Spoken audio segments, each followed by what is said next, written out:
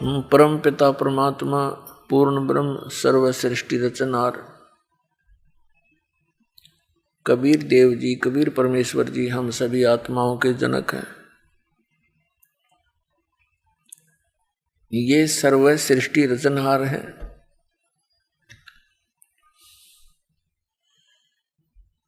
और हम सभी प्राणी जितने भी काल के इस लोक में हम फंसे हुए हैं, ये सभी जीव उसी परमात्मा के अंश हैं। वो हम सब का मालिक है, स्वामी है।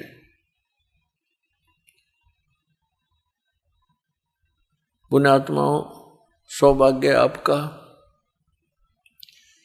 आपका मनुष्य जीवन ऐसे समय में है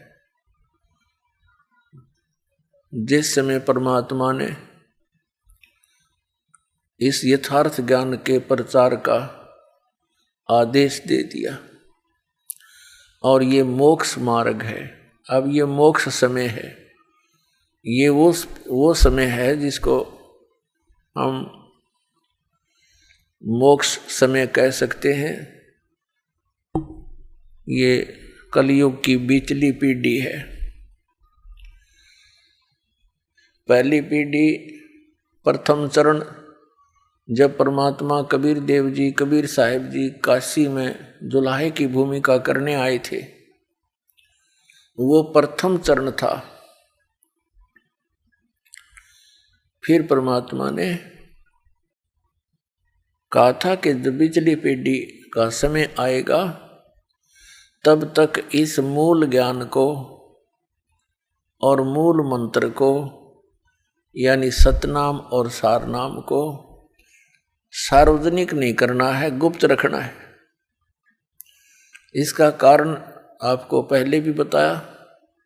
इसका कारण ये था कि काल भगवान ने परमात्मा के ही बच्चों को, उस परमेश्वर के ही बच्चों को मिसगाइड करके अपना स्वार्थ सिद्ध कर रहा है, उनको संत पद देकर, क्योंकि वो पिछले जन्म के पुण्यकर्मी प्राणी होते हैं जो गुरु पद प्राप्त करते हैं।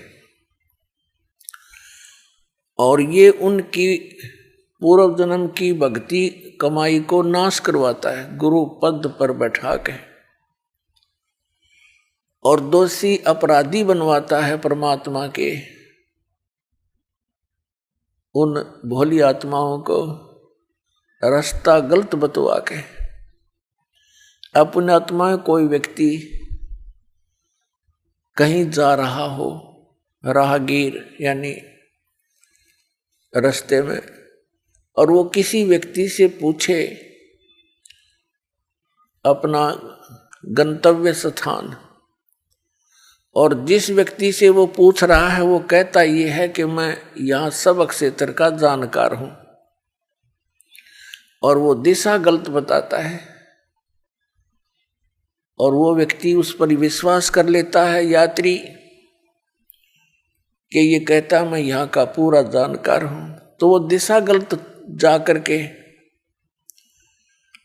अपने यथास्थान के विपरीत चला जाता है।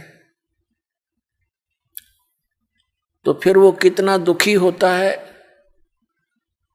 उस व्यक्ति को कितना अच्छा व्यक्ति मानेगा या बुरा, ये तो अंडरस्टूड है। आज यही दशा इन नकली गुरु और पंथों,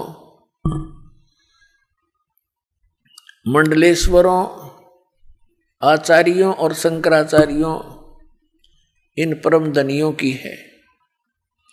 हमारे सदग्रंथ कुछ बोलते हैं, ये हमें कुछ बताते हैं। तो पुण्यात्माओं, काल के द्वारा ये अध्यात्म ज्ञान इतना उलझा दिया जाता है, उसको सुलझाने के लिए स्वयं परमेश्वर आते हैं सतलोक से चलकर। तो वो परमात्मा आज से 600 वर्ष पहले काशी शहर में सन 1398 से और सन 1518 तक 120 वर्ष रहकर इस अध्यात्म ज्ञान का वर्णन किया करते थे, सुनाया करते थे। लेकिन हम अशिक्षित थे, हमारे पूर्वज अशिक्षित थे, जिस कारण से हम परमात्मा के इस यथार्थ ज्ञान को ग्रहण नहीं कर पाए। क्योंकि हमारे जो धर्म गुरु थे वो संस्कृत भाषा के विद्वान माने जाते थे और वो चारों वेदों को कंठस्थ याद भी रखते थे, जिस कारण से उनको चतुर्वेदी कहा जाता था। जिसने 3 वेदों को कंठस्थ याद कर लिया वो त्रिवेदी कहलाता था। जो 2 वेदों को याद करके कंठस्थ याद करते थे, रखते थे, उनको दिव्यवेदी कहते थे। और उनको उन वेदों का कख नहीं पता, ना पुराणों का ज्ञान हमारे धर्मगुरुओं को। तो उस समय परमात्मा ने अपना परिचय दिया था कि परमात्मा कौन है, कैसा है, वो क्या किया करता है।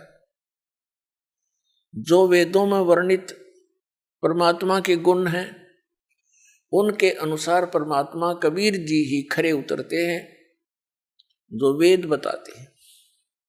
अपने आत्माओं, कबीर परमेश्वर जी ने 600 वर्ष पहले आकर के ये ज्ञान दिया था कि तुम यहाँ के रहने वाले नहीं हो, आपका ये निज स्थान नहीं है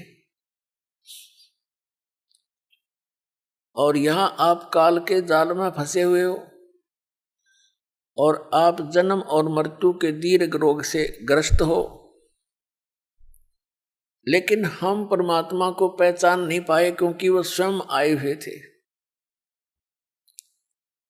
और हम सदग्रंथों से अपरिचित थे, इसलिए हम मार खा गए, हम धोखा खा गए।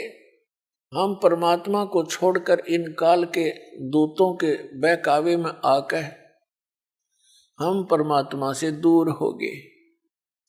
लेकिन वो दयालु, उन्होंने रहम किया, हमारे को उसमें भक्ति युक्त कर गए, हमें कुछ चार्ज कर गए